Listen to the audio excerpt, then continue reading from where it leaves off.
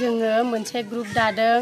माइनाव ग्रुप सोरनिबा जेनेबा हाबा बा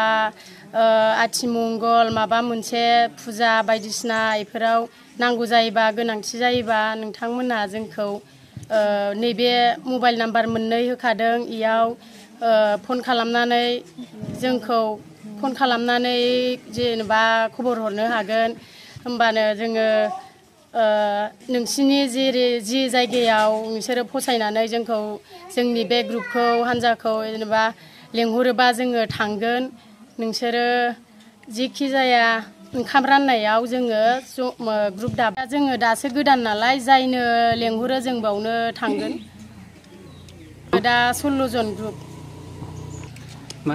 जों माने बे हाबाफ्राव बा माबा मोनसे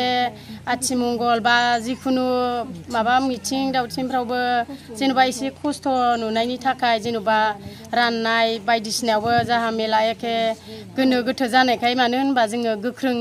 जेनेबा जमा जानानै सानलायलायनानै जोङो बे ग्रुपखौ दानाय जादों जोङो हाबा बा फुजा बा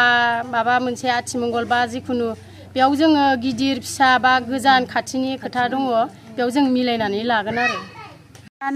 बगाजुलि एरियानि ओमफ्राय नागाफुरनि जोङो ओमफ्राय जों दा केटारिं दादों ओंखाम रानग्रा ग्रुप ओमफ्राय मिथिं दावथिं हाबा खेरायाव एसे डिस्टार्ब जायो नालाय खस्थ'बो जायो ओंखाम राननो मानो ओंखारनो हाया न'खर ओंखायनो जों दा ग्रुप दाबाय माइनाव ग्रुप ओमफ्राय बेखौ जों जेरावखि लेंहरा थांगोन आरो खस्थ' नुनायखाय जों दाबाय ओमफ्राय जों दा 16 जन दङ गासै जेरावखि लेंहरा जों थांगोन आरो हाबा बा आथिमंगल बा मिथिंफ्रावबो जों रानगोन फुजा बाथौ फुजाफोरावबो जेरावखि जाया जायखिजाया लेंहरबानो जों थांगोन आरो नैबे कन्टेक्ट नाम्बारखौ मोननै होना दं बेयाव डायल खालामबानो मोनगोन जोङो दा बगाजुलिनिफ्राय दादों आरो नागाफुरनि जोङो ओमफ्राय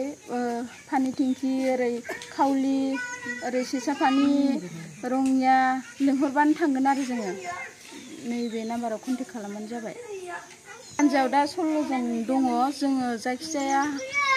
हाबा खेरायाव लेंहरबानो जों थांनो थियारि जानानै दं नागाफुर आरो जोंना जायगाया